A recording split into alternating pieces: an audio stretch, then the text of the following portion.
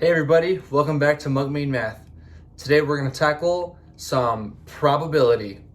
We're going to be talking about the Powerball lottery.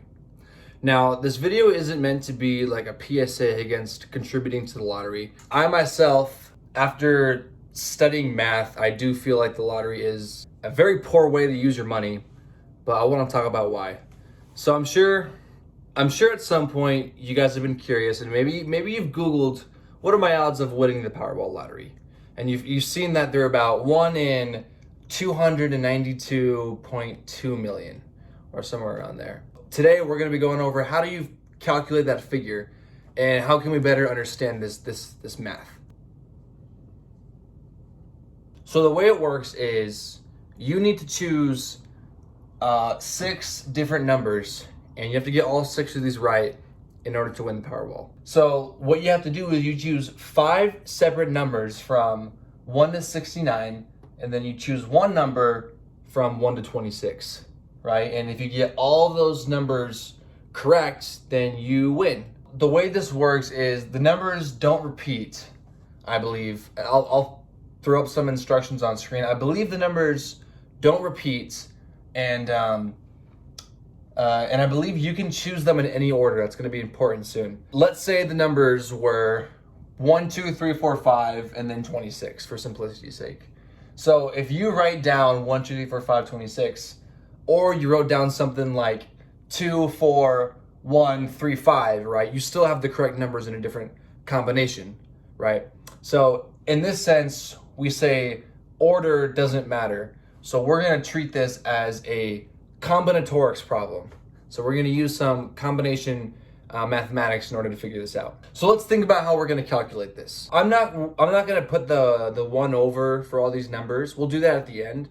I'll just keep the numbers just regular, so we don't have to worry about writing the fractions the whole time. So I'm just going to write the number 69 to represent your odds are 1 in 69, and then at the very end we'll change it. So for our first number here, we can choose anything from 1 to 69.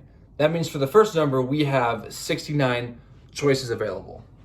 Okay, and now, like we said before, numbers don't repeat in this drawing, at least for the first 5 numbers.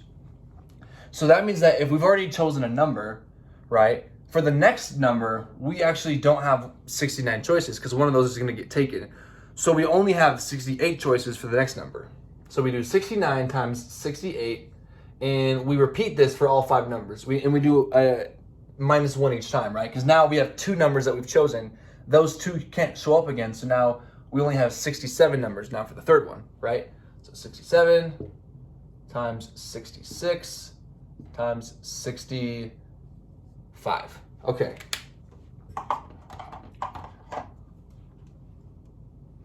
So let's see what we get here. Let me read this real quick, carefully. About 1,348,621,560 combinations. Wow.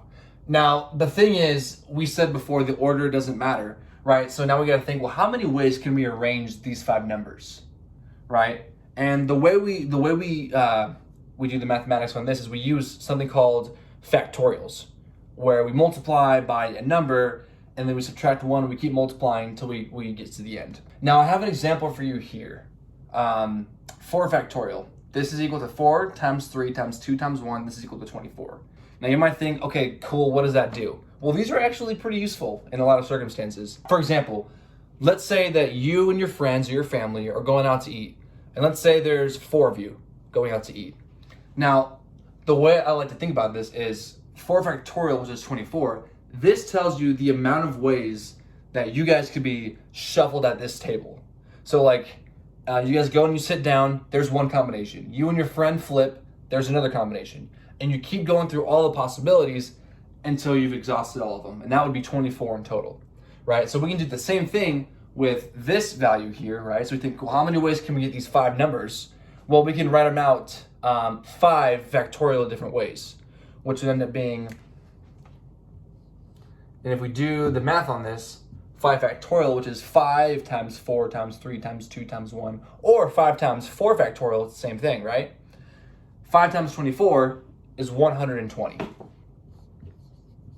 So that means that there are 120 different ways we could write these numbers, the first 5 numbers successfully. So what we can do now with that is we can actually go and we can take our 1.3 trillion and divide that by 120. We get about 11,238,513. So we're close. The last thing we have to do in our calculation is remember that we still have this 1 in 26. And we don't really worry about the, there's only one way you can write this number because it's not like a sequence like these ones were. So again, 1 in 26, our odds of getting that are 1 in 26. So we take our number and we multiply that by 26. And we get 292,201,338. And those would be your odds of winning the Powerball lottery. Now I want to take a quick second to really understand how big of a number this is. The reason why I think it's more accurate to say the odds are 0, because I mean, here's a cool little statistic. Very general, very average. If you're I looked this up once. I think if you're a dude in your late 20s, early 30s, something like this, I'll put an actual figure up on screen so we can see this more accurately. But the odds of you dying tomorrow, very generally, are like 1 in 200,000. So you might hear that and get kind of scared, but again, 1 in 200,000 is so small. Like those are, I mean, those are such beatable odds, right? And that is, I mean, minuscule compared to what we just calculated. And if we do the math on that, right? If we use 200,000 as our figure here, you are about you're 1,461 times more likely to die tomorrow than you are to win the Powerball lottery.